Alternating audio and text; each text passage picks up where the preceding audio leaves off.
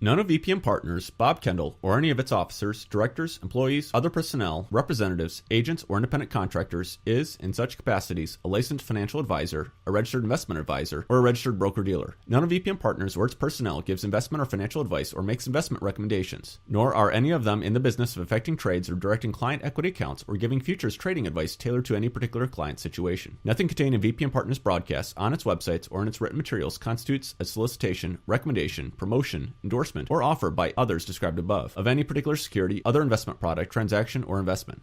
Copyright 2014 VPM Partners. All rights reserved. Terms of use apply. Reproduction, adaptation, distribution, public display, exhibition for profit, or storage in any electronic storage media in whole or in part is prohibited under penalty of law.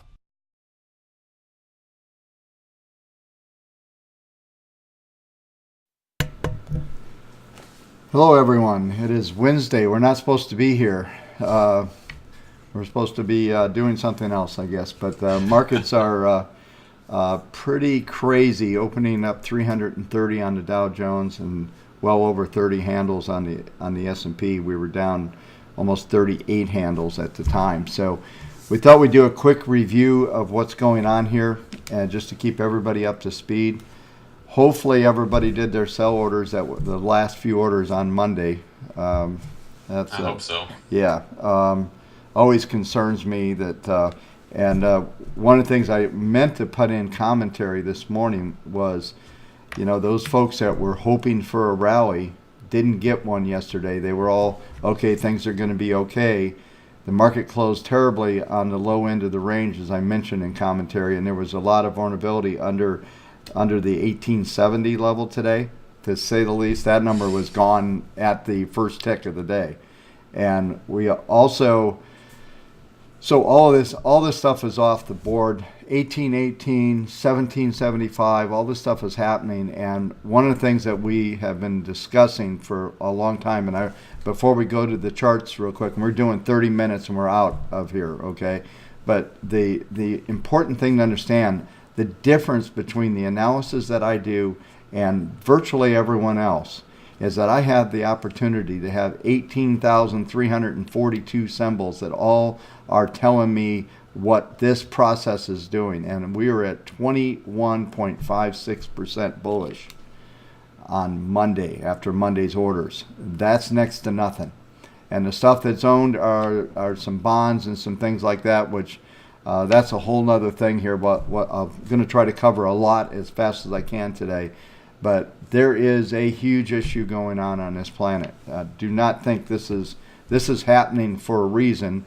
Mitch was saying this morning there was some news out, which we'll talk about real briefly, but there's not always have to be news driven. This was get me out orders, and we bounced a crazy bounce off the opening. We went from minus 300 to only a minus 129, maybe even 110 on the Dow Jones, and then we sold all the way off. We're down 262 again. Good chance the way it's trading, we'll go through in a minute, we could test the lows of the day. Nobody is interested in buying this thing. Buy dippers, they got no money left. If they bought the dip yesterday, they're getting out today. They're not feeling very good about that whole strategy, and that's worked really good for the last year and a half. Every dip you could have bought and over and over and over again. Right. Intermediate trends are broken. The long-term trends, I'll show you some of the stuff that's happened, is scary. Okay, well, we're going to go through it in a minute. Mitch, what was the news that came out this morning? The news that came out today on the, let me pull this up again. So first off, we had retail sales come in. Month over month change, they were expecting a minor pullback of 0.1%. The actual was actually minus 0.3%, so it was a slight miss there. They were actually expecting an increase when you exclude autos from that. They were expecting it to increase to 0.3. The actual on that was still a minus 0.2. So that was a pretty small miss in that regard. The big news that came out, though, was the Empire State Manufacturing Survey. Consensus on that was to be 20.5 for this month. You may recall that last month was the largest reading in 5 years. What came out though was actually 6.17, so a huge miss in that regard. So it's possible that that led into that. There's also another news of a buyout that was supposed to take place that ended up falling short because of the new changes in tax regulations. All that is really noise. Really, what this comes down to is the sentiment is starting to kick in with the market at large, as we're starting to see, the bears really come into play. Yeah, there's something else going on here. There is absolute fear going on right now. It's way beyond sentiment. There is no sentiment. And when I mentioned we've got, I was just trying to log in. Thought I was logged into VPN. I'm trying to do that simultaneously here. And one of the things that is happening with 21.56%, there is close to 15,000 symbols that have neutral or closed out no trends. And when the market gets like that, what that really means is there's huge vulnerability, because now all these stocks, they're not trending, and it doesn't take much to knock them down further. And how far can this go? I think initially we could see 1818, possibly as low as the 1778, number 74 range down there. We may see a bounce from there. But there's a thing, and the thing is this, is that there is a lot of issues going on, and it's not just about Europe, it's happening here. And when you get a 0.3 retail sales, and you get this, and a survey, I think the surveys, we talked about this over and over again the last several weeks, is that the surveys have been better than expected. Everybody's expecting things to be better. Well, this is the first survey that went, no one's believing this thing anymore. And so that's why we see this massive amount of selling. It was just like, when I looked at I looked at the futures I was trading, it was like, what is going on here?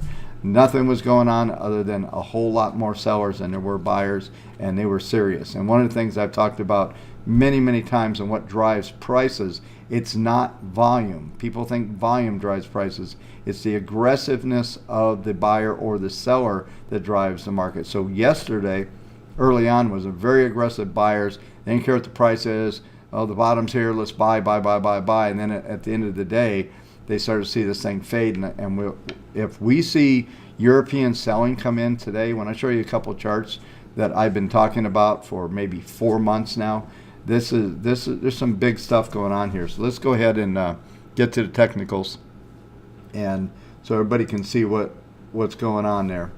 The first chart that I'm going to bring up is this is the daily graph. You can see it's down sharply here. We're down. The low today was 1837.22 on the S&P cash, and that's so far beyond what I thought it could be. The extreme number for today was 1845, and I want to look at something just a couple of days ago.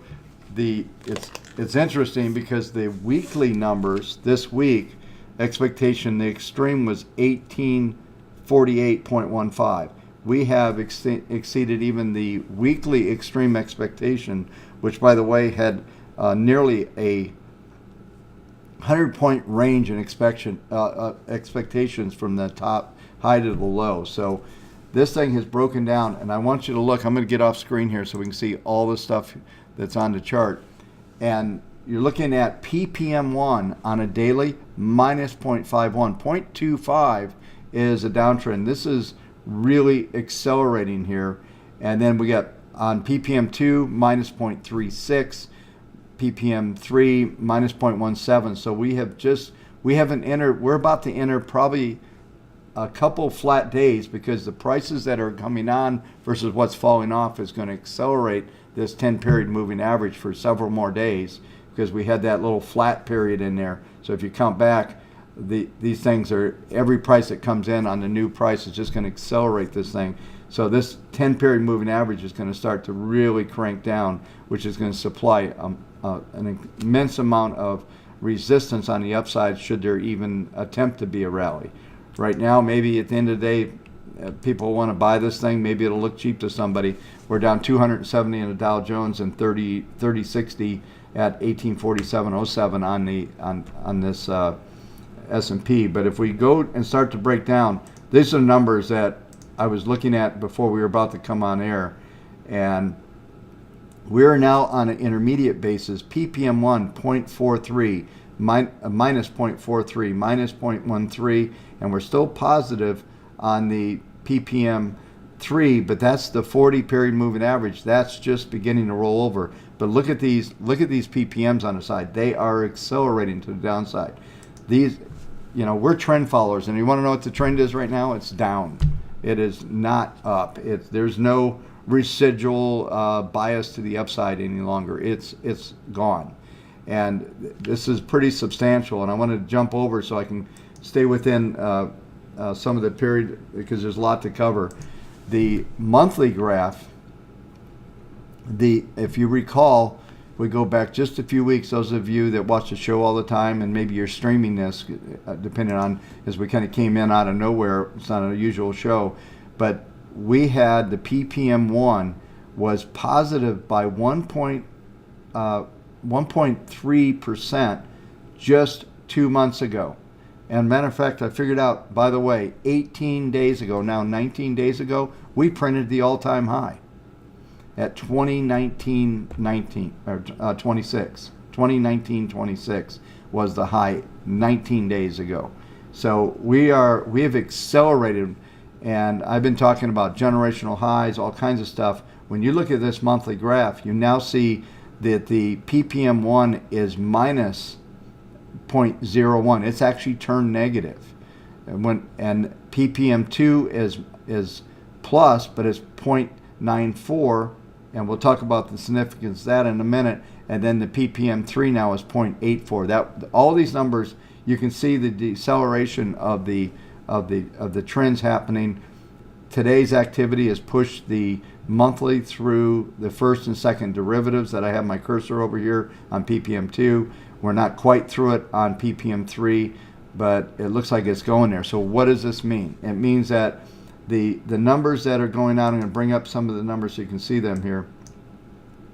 The target 1779 is the 21-month moving average. That's pretty much where we're heading. We're heading to test that average, and we should see, it's going to depend on what type of configuration we get. We should see a bounce off of that number. Since we have a 0.94, we should see a pretty some sort of bounce, but the chances are we're not going to be able to get back above the 10-month moving average, which right now is 1903. Pretty much flat, but beginning to decline. I've talked about this over and over and over again on these monthly graphs. These things, once they start a direction, they keep going. You can see this really moving these numbers out of the way. When this trend turned way back in the 09 extremes, but the real big turn wasn't until late 2011. And once we got to that level, late 11, we started to see a trend coming up and starting to emerge. Well, this has been the case for nearly 2 years now. This has been in play.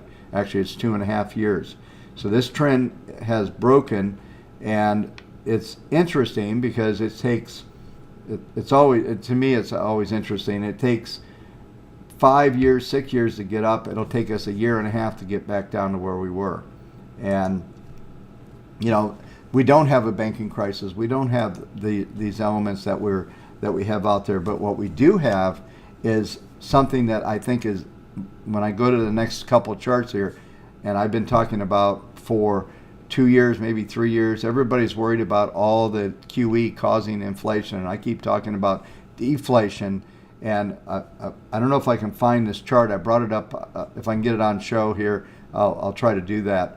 But the whole, I guess the big thing here is there's all the world banks. What's been happening is they can't get money supply to grow, and you can't get inflation without money supply growing. It is collapsing in a big way, and hopefully I can find this chart so I can show this to you. I may have to do a couple things on screen that I didn't have set up ahead of time, but I think I can get to this pretty quickly.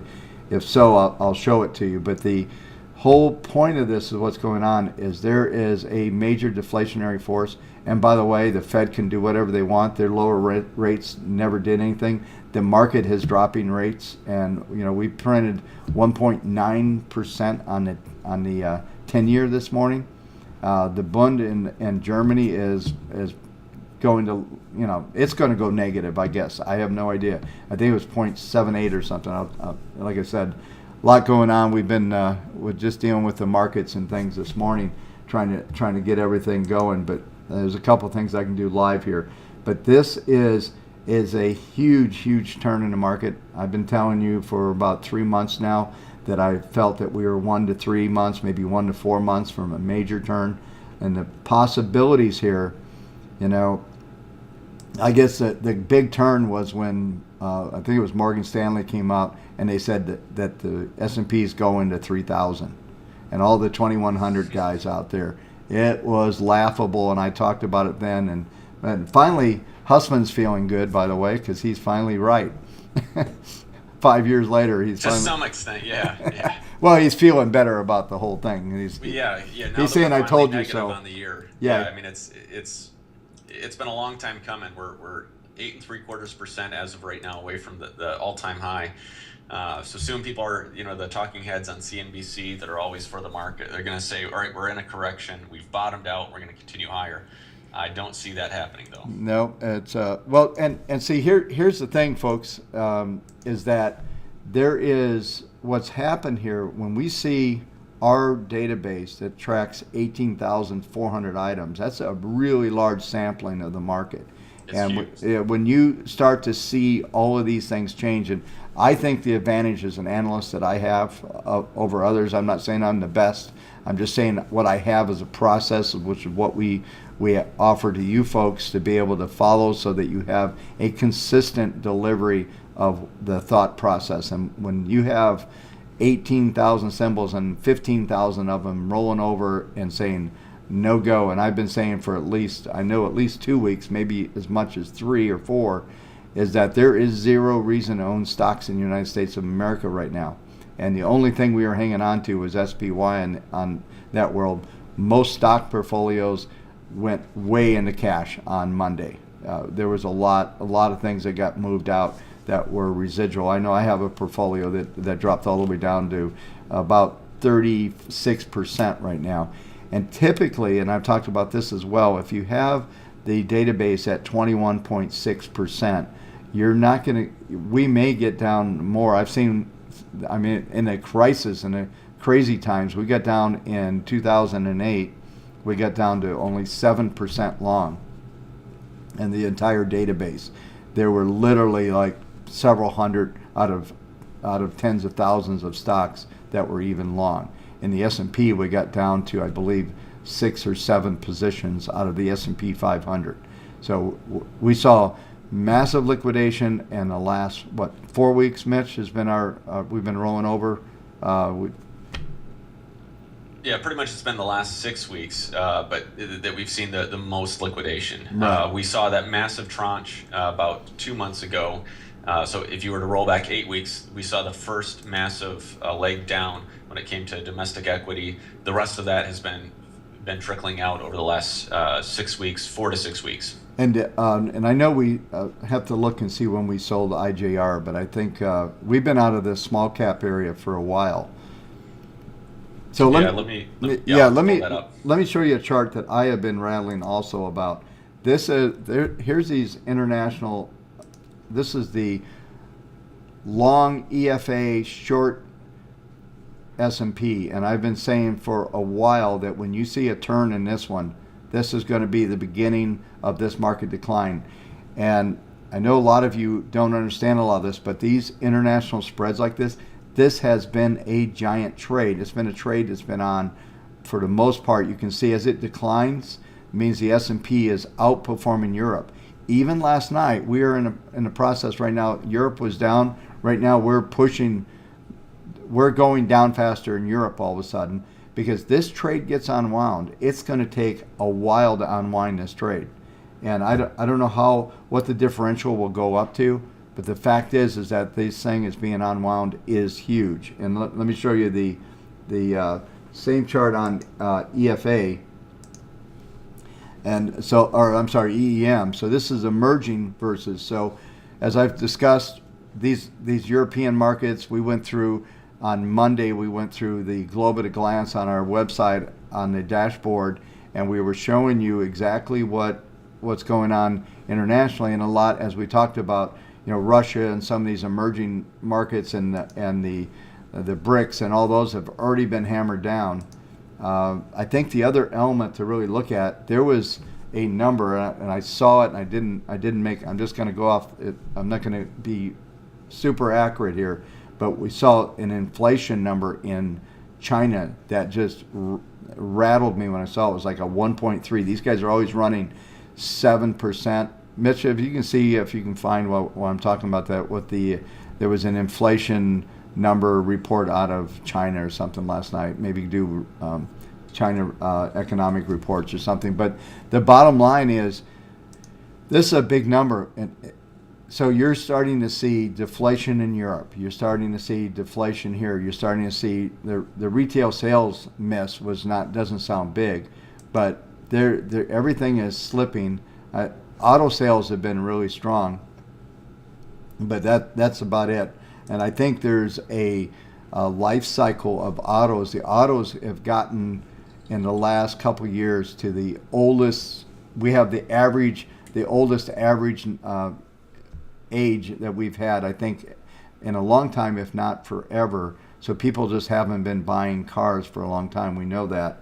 But anyway, so there's some demand there, and just people upgrading, trying to get into things. And I saw an article the other day where so many people are priced out of the new market. They're the certified used, and some of these, and there's a bunch of dealers out there that are doing, the typical shark type loans on cars to get people in, and people are buying, cars that maybe are like our first car that we had when we were 16 years old. They're buying that car and financing it. So literally for a couple $1,500, $2,000. It's interesting what's going on. So all of this so-called stimulus and everything that's going out in the mainstream of this economy is, I think, the weakness and the relative problems out there are being revealed. So, but this chart here is huge, because this is one of the most significant. This is a straight up turn. We'll see what happens as the markets unfold over the next several weeks. But to me, this is really big. So let's go over. Let's see if we can get to a couple other things here. Well, I was talking about this. This graph here that just plummets. Well, that's yields. We went down. The low today was 1.86. We got down to. So is that the right? Yeah, that is the right number. So we're 2.03. We bounced off. We're still down 8% in yields today. And why is this happening? So there's a couple of things I want to try to bring up. I've got 7 minutes. Mitch was supposed to let me know in 7 minutes. So I reminded myself. I didn't have a chance. No, I know. That's okay. I said I would be on it. The inflation rate in China is at 1.6%. That's what I thought. Listen, everybody talks. These guys need to have a 7 to 10, and this thing dies. And they have had such a big bubble. They got the shadow banking issues. There's lots of stuff. Guess what? They are now the largest economy, from what I understand. We're even with China. So if the biggest economy rolls over and we're rolling over and Europe's doing what they're doing, and there's nothing. I talked about this, and that's why on Monday we brought up all of the central banks. We brought up all their balance sheets, and we talked about who the ECB cannot get their balance sheet to even expand. They can't do anything because they're throttled. They don't have the mandate to do what the Fed does. The Fed's expanded. They want out of this thing, completely want out. And there's nothing they can do. They can't expand it to 10 trillion. That's just ridiculous. The bond vigilantes will show up and they will crush this thing. So this price here is probably, if you're looking to do an inverse on yields at some point, there's probably a place to do this. I don't think it's necessarily today, but there is some. This is serious. If this deflation is real, then you could see U.S. interest rates on a 10-year under 1%. And you're looking at Europe being I don't know what the way they've got it structured right now. You're looking at things going completely out of there. So, talk about crude oil. Let's talk about commodities in general. Everybody's going, oh, the stronger dollar. Guess what? The dollar's not stronger today. Matter of fact, the dollar is starting to turn south. So some of the luster of this, although with an 8% pop, you're only losing on the dollar right now. It's down 0.84. So you're still up +7 on that Frankfurt trade I told you. So if you were long the dollar index and long the futures on a 10-year treasury, you still have a positive trade just because it's been such a huge move today. But the bottom line is this is deflationary forces. It's the economics starting to slow down, and it's also the realization, I think, there's some pretty smart money out there, and we've been saying it for a while. I've been talking about this generational high. There's nowhere to go from here. And in fact, winding back the clock and what I've been saying since 2009, the expectations of this 2 to 3% GDP was exactly what happened. It was everybody's expectation. But now what's happening is I think the GDP estimates, I've already heard a 0.5+% cut. They were expecting 3.3. I've heard people going 2.5. I think it gets worse than that. And first quarter of 2015 is not good. So this doesn't play out. Mitch and I were talking about you have elections in a couple of weeks. This is going to wake up, I guess, all the failed policies of the Federal Reserve, the current administration. Everything is being exposed right now, and it's not pretty. And not to mention, we still have this crazy Ebola thing that got allowed into this country, and for whatever reason. And so who knows what kind of emotions start to come out of everything. But there's a very good chance on these treasuries that we have. Let me bring this to full screen. Let me go through a spectrum real quick, and I got 2 minutes, 2.5. I really want to stay on time. I think I did a pretty good job of giving you a perspective of what's going on, but real quick here, we've got the daily. This is a really good chart to look at here. You can see that how yields have just plummeted. We go to weekly. You'll see the same breakthrough, all of this consolidation we've had for over a year. And then last but not least, we've got the monthly, and you can see it's not as low, but it's also rolling over. We have, and I've talked about this before, we've had these negative positions. So I'm going to bounce back very quickly here to the S&P and give you some expectations. So we are currently down 33. We're down 290. Probably going to, one of the charts I haven't brought up, and just a lot going on here, is this chart here, the futures.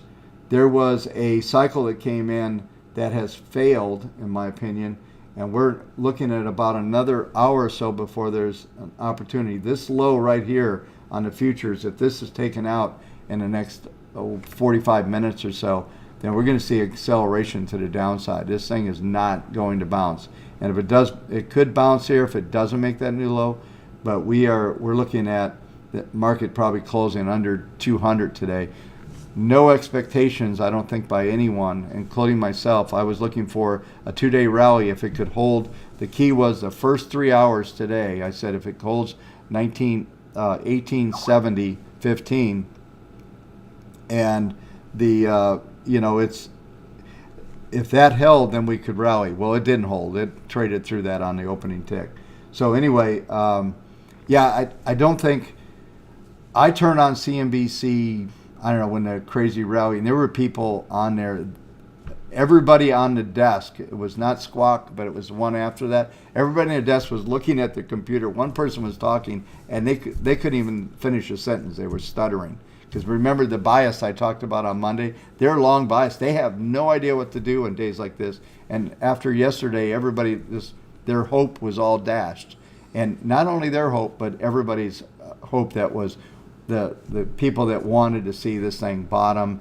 And story after story, I discussed this on Monday, was here's why the market's going to bottom. Here's why the market's going to bottom. Here it is. This is the stocks to buy. And Kramer and all these crazy people are running all their mouth about this stuff. And everybody wants to be the hero and catch the falling knife. I can tell you, folks, we got it right. We're out of harm's way. The same way we were in 2007, 08. That market, 08, we got out.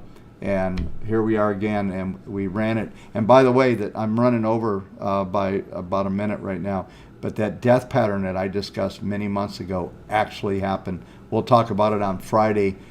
Hang in there, folks. I sure hope you did all your sales that you're supposed to do, because that you certainly should have. But if you haven't, you need any guidance or anything, don't reach out to us. And if those of you that are kind of circling back, there's still time to salvage what's going on here from the market standpoint as far as getting VPM implemented into your practice. Anyway, thanks so much for the time. We'll see you on Friday morning, unless this craziness continues. We may show up tomorrow. Have a great day. We'll talk to you soon.